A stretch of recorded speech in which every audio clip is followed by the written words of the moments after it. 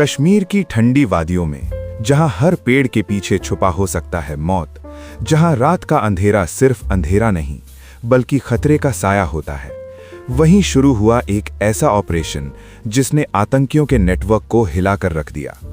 इस ऑपरेशन में क्या हुआ, कौन थे वो लोग, क्यों शुरू हुआ ये मिशन और आखिर इसका अंजाम क्या निकला, ये है ऑपरेशन महादेव की पूरी सच्चाई। ऑपरेशन महादेव की कहानी को समझने के लिए हमें थोड़ा पीछे जाना होगा। एक ऐसी जगह जो अपनी खूबसूरती के लिए दुनिया भर में जानी जाती है, लेकिन इसी खूबसूरती के पीछे छुपा है दशकों से चलता आ रहा संघर्ष।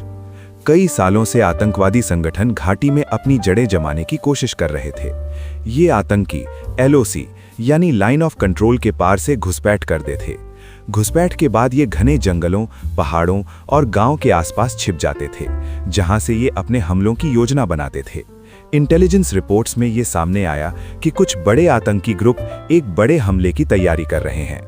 उनके पास आधुनिक हथियार थे और वे इलाके की भौगोलिक स्थिति का पूरा फायदा उठा रहे थे। अब ये सिर्फ एक सुरक्षा समस्या नहीं रही थी, ये एक बड़ा खतरा बन चुका था और इसे रोकना बेहद जरूरी था। हर बड़े ऑपरेशन की तरह इसकी शुरुआत भी एक छोटी सी जानकारी से हुई। एक दिन सुरक्षा एजेंसियों को एक बेहद महत्वपूर्ण इंटेलिजेंस इनपुट मिला, जिसमें बताया गया कि कुछ खूंखार आतंकी एक खास जंगल वाले इलाके में छिपे हुए हैं।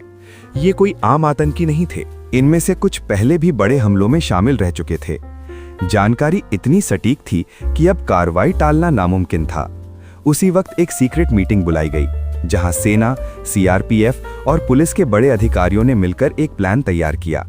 इस ऑपरेशन को नाम दिया गया ऑपरेशन महादेव। रात का समय चुना गया क्योंकि अंधेरा छिपने और हमला करने दोनों के लिए सबसे अहम होता है। भारतीय सेना की टुकड़ियां, CRPF के कमांडो और जम्मू कश्मीर पुलिस तीनों ने मिलकर उस पूरे इलाके को घेर लिया। इसे कहा जाता है कॉर्डन एंड सर्च ऑपरेशन। हर रास्ते पर जवान तैनात कर दिए गए, कोई भी अंदर या बाहर नहीं जा सकता था।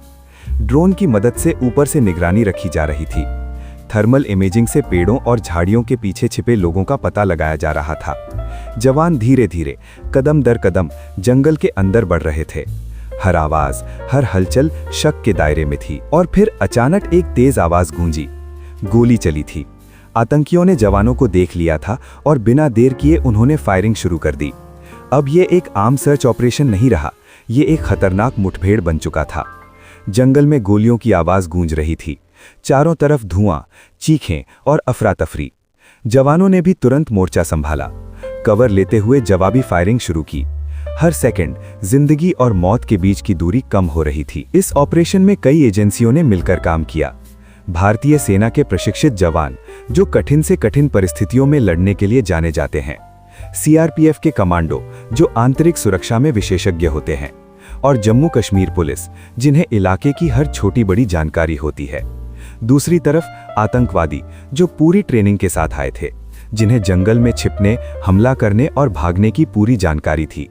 ये मुकाबला आसान नहीं था। अब सवाल ये उठता है कि आखिर ये ऑपरेशन इतना जरूरी क्यों था? इसका जवाब है सुरक्षा। अगर इन आतंकियों को नहीं रोका जाता तो वे बड़े हमले कर सकते थे, जिससे न सिर्फ सेना बल्कि आम नागरिकों की जान भी खतरे में पड़ सकती थी। इस ऑपरेशन का मकसद था आतंकियों के नेटवर्क को खत्म करना, घुसपैठ को रोकना और घाटी में शांति बनाए रखना। घंटों चली इस मुठभेड़ के बाद आखिरकार स्थिति नियंत्रण में आने लगी। एक एक कर आतंकियों को मार गिराया गया। उनके ठिकानों से भारी मात्रा में हथियार बरामद हुए, जिसमें राइफल्स, ग्रेनेड और अन्य खतरनाक सामग्री शामिल थी। ऑपरेशन सफल रहा, लेकिन इस सफलता के पीछे जवानों की बहादुरी और बलिदान छुपा था। ऑपरेशन महादेव के बाद कुछ समय के लिए घाटी में हालात बेहतर हुए। घुसपैठ में कमी आई और लोगों ने राहत की सांस ली। लेकिन ये शांति स्थायी नहीं थी, क्योंकि आतंकवाद की जड़ें अभी भी पूरी तरह खत्म नहीं हुई थीं। इसलिए ऐसे ऑपरेशन समय समय पर जरूरी होते हैं। ऑपरेशन महादेव सिर्फ एक सैन्य कार्रवाई नहीं थी, ये उन बहादुर जवानों की कहानी है जो हर दिन, हर पल अपनी जान जोखिम में डालते हैं ताकि हम अपने घरों में सुरक्षित रह सकें। अगर आप भी इन हीरोज को दिल से सलाम करते हैं तो इस वीडियो को लाइक करें, चैनल को सब्सक्राइब करें और कमेंट में लिखें जय हिंद।